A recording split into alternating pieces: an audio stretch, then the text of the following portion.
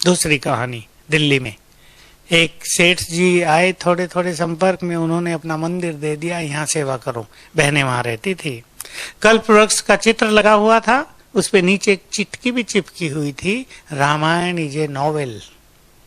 वो किसी का ध्यान नहीं जाता था, लोग ज्ञान सुनते थे, चित्र देखते थे, बहुत अच्छा अच्छा। एक दिन किसी ने वो पढ़ लिया, शिकायत कर दी उस सेठ जी को, लाला जी को, इन्हें यहाँ से हटाओ भाई, रामायण को नॉवेल कह रही हैं ये तो सनातन धर्म के बिल्कुल विरुद्ध है।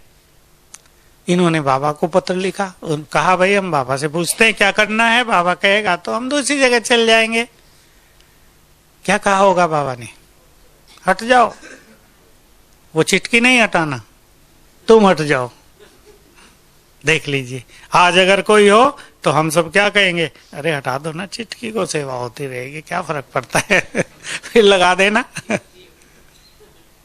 लेकिन धर्म पिता कभी सिद्धांतों से समझौता नहीं करते। नॉवेल किसे कहते हैं? सबको पता होना चाहिए। किसी भी एक पात्र को लेकर उसके जीवन का चरित्र, उसके जीवन चरित्र का विवरण करना, वो पुस्तक नॉवेल कहलाती है। तो रामायण क्या है? ठीक है, हम इस पे ज्यादा नहीं जाएंगे। तो बाबा में ये बहुत शक्ति भी थी। पहले नंबर की आत्मा है ना, next to God, Shri Krishna के रूप में जिसकी मान्यता है, जिसका पहला जन्म श्री कृष्ण है, वो संसार की सबसे अधिक शक्तिशाली आत्मा भी थी। और सबसे शक्तिशाली किसे कहा जाएगा इस संसार में? नहीं, लक्षण क्या होंगे? जिसने मनोविकारों को जीता हो। मैंने खुद पढ़ा, लोगों ने कह दिया, बड़ी बड़ी सेनाओं को जीतना संभव हो सकता है, परंतु 5 विकारों को जीतना सहज काम नहीं है। बाबा ने इसे सहज बना दिया है, क्योंकि योग सिखा दिया, हम सबको योग की शक्ति दे दी है। योग बल से हम इन 5 विकारों पर विजयी हो जाते हैं। और बाबा इस फील्ड में सबसे आगे। किसी ने सुना कभी कि बाबा को क्रोध आया था? जो उनके साथ रहे, किसी ने नहीं सुनाया। बहुत प्यार से बच्चों को समझाते थे, कोई गलती भी करते थे, बहुत प्यार से उसकी बात सुनते थे, हल करते थे, सिखाते थे। ऐसे ऐसे भी लोग थे जो बाबा से भी क्रोध कर जाते थे, हमने भी देखे वो। लेकिन बाबा बहुत प्यार से, कोई बात नहीं, बच्चे हैं, ठीक हो जाएंगे। तो बाबा को हमें इस रूप में फॉलो करना है। सभी को सुख देने की भावना, सभी का कल्याण करने की इच्छा, अपनी ओर नहीं, सब बाबा की ओर चलो। कल मेरे से कोई पूछ रहा था, बाबा का एक भी वीडियो नहीं है। मैंने कहा बाबा वीडियो लेने ही नहीं देते थे। आजकल तो वीडियोग्राफी हो रही हो, क्या करते हैं लोग? भाग भाग के स्टेज के पीछे आ जाते हैं, हमारा भी आ जाए। बाबा के पीछे भी खड़े हो जाते हैं, हमारा भी आ जाए। लोग हमें भी तो जान ले, हम भी कुछ हैं, बाबा के पीछे खड़े हो सकते हैं, आगे नहीं पीछे। लेकिन बाबा फोटो भी नहीं लेने देते थे। मुझे खुद याद है, दिल्ली से हम आए थे, हमारे साथ एक ग्रुप था, इंजीनियर थे वो। उन दिनों किसी बड़े इंजीनियर का ज्ञान में आना सहज काम नहीं था। उनका परिवार था, वो बहुत कह रहे थे बाबा को, बाबा आपके साथ एक फोटो लेना। नहीं बच्चे, इसको याद करके क्या करोगे, तुम्हारा मोह इसमें जाएगा, शिव बाबा को याद करना है। फिर बहुत उन्होंने कहा, तो जहाँ इंद्रप्रस्थ बना हुआ है ना आजकल, टावर ऑफ पीस के उस तरफ, वहां खाली था, टावर ऑफ पीस भी नहीं था, एक खाली जगह थी, वहां उन्होंने फोटो ली, हम भी खड़े थे, देख रहे थे।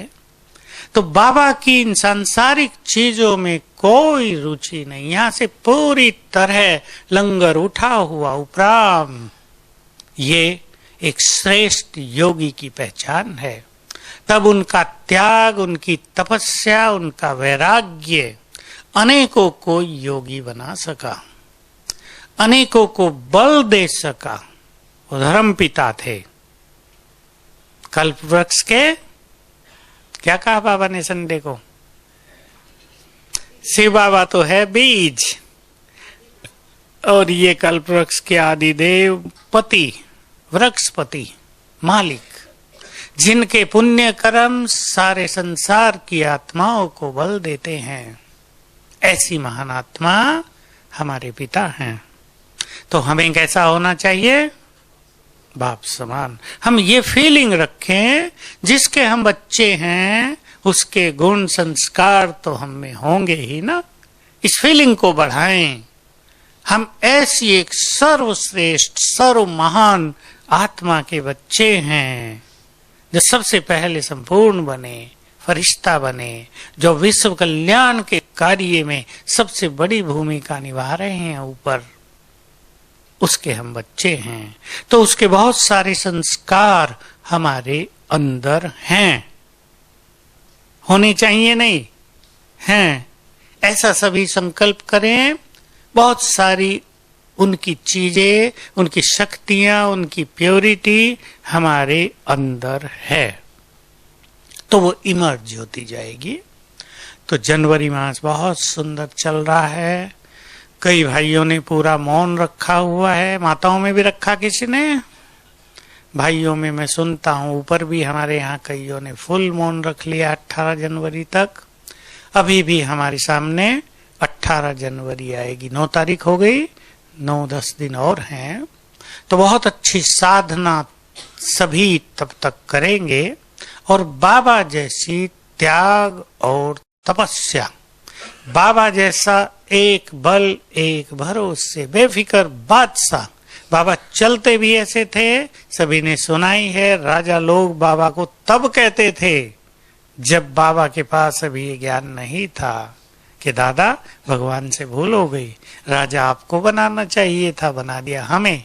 उन्हें क्या पता था क्या कि ये महान पुरुष तो एक बार नहीं 84 जन्मों में अनेक बार, कम से कम 25 बार तो उनके सिर पे ताज रहा होगा ना, ताज और तख्त, और ऐसा जिसकी कोई कल्पना नहीं कर सकता। कई बार विश्व महाराजन, कई बार भारत के सम्राट हुए होंगे, भारत को विदेशी आक्रमणों से बचाया होगा, अपना सर्वस्व बलिदान किया होगा देश की रक्षा में।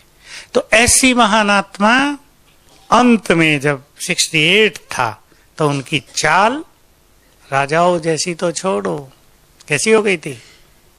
फरिश्तों जैसी नहीं, खुद ही फरिश्ते थे। उनकी चाल को देख के तो हम कहते हैं ऐसी चाल हम सबकी हो, जो यहाँ रहते हुए भी यहाँ नहीं रहते थे।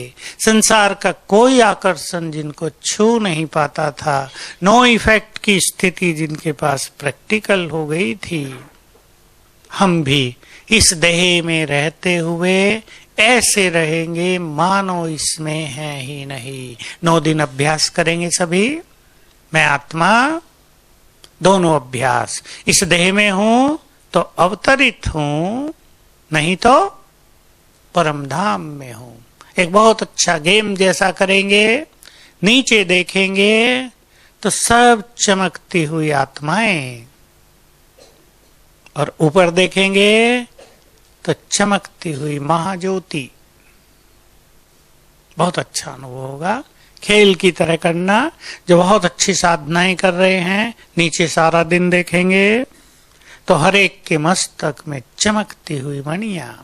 फिर ऊपर देखेंगे परम धाम में चमक रहे हैं ज्ञान सूर्य। अलग अलग संकल्प ले लेंगे, कभी ज्ञान सूर्य चमक रहे हैं, कभी सर्वशक्तिवान। फिर ऊपर देखेंगे तो सूक्ष्म लोक में बिल्कुल हमें दिखाई दे रहे हैं दिव्य फरिश्ता, जिनके मस्तक में महाज्योति। सूक्ष्म वतन में भी हमें देखना है, ये दोनों हमारे घर हैं। हम अधिकार से इन दोनों में जा सकें। जब चाहें सूक्ष्म वतन में बाप दादा के सामने, और जब चाहें परम धाम में स्वीट साइलेंस होम में, अपनी डीप साइलेंस में, जिसमें स्वीटनेस बहुत है। नाम उसका है स्वीट साइलेंस होम। ऐसी साइलेंस जो बहुत स्वीट है, जो मन को भाती है, जिसको छोड़ने को मन नहीं करता है, जो आत्मा को तृप्त करती है और जीवन में मिठास भरती है। स्वीट, ऐसी स्वीटनेस का हम सभी अनुभव करेंगे। और आगे चलें, कुछ और अभ्यास करने हैं। हम 4 अभ्यास रख लेते हैं 9 दिन के लिए, एक दिन एक, फिर रिपीट करेंगे। 5 रख लेते हैं, एक ये, दूसरा है नीचे देखेंगे, मैं आत्मा मस्तक में चमक रही हूं, सामने देखेंगे सब आत्माएं चमक रही हैं, और ऊपर देखेंगे तो महाज्योति चमक रही है। दूसरा दिन बोलो, आप बोलेंगे जो अच्छे अभ्यास हैं सबके। नायब भाई, मैं पवित्रता का फरिश्ता हूं। बहुत सुंदर अभ्यास है ये। और मेरे अंग अंग से सफेद किरणें पवित्रता की चारों ओर फैलती हैं, ऊपर से जुड़ जाएंगे। बाबा से पवित्रता की किरणें मुझ पर पड़ती हैं। तीसरा दिन बोलो अब। हाँ, ये बहुत अच्छा है। स्वमान मैं संतुष्ट मणि हूं, और बाबा से किरणें लेकर हम सबको दे रहे हैं, ताकि सभी आत्माएं संतुष्ट रहें। संतुष्टता बहुत जरूरी है। चौथा अभ्यास बहनें बताएंगी।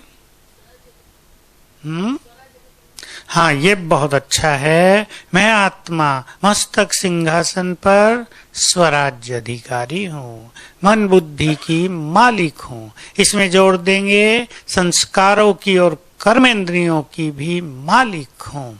कोई भी संस्कार जो हमें प्रिय नहीं है, जो दूसरों को प्रिय नहीं है, उसे हम अधिकार से कहेंगे, अधिकार से चेंज करेंगे। अब दुख देने का संस्कार नहीं, ये मेरा संस्कार नहीं, मेरा संस्कार तो सुखदाई है, सुख देने का है। बस ये करेंगे, ये बहुत अच्छी प्रैक्टिस है। ये संस्कार मेरा नहीं, मेरा संस्कार तो ये है। सब जानते हैं इसका विस्तार। तो जिसके लिए हम संकल्प करेंगे ये मेरा संस्कार नहीं, वो मेरे से हटता जाएगा।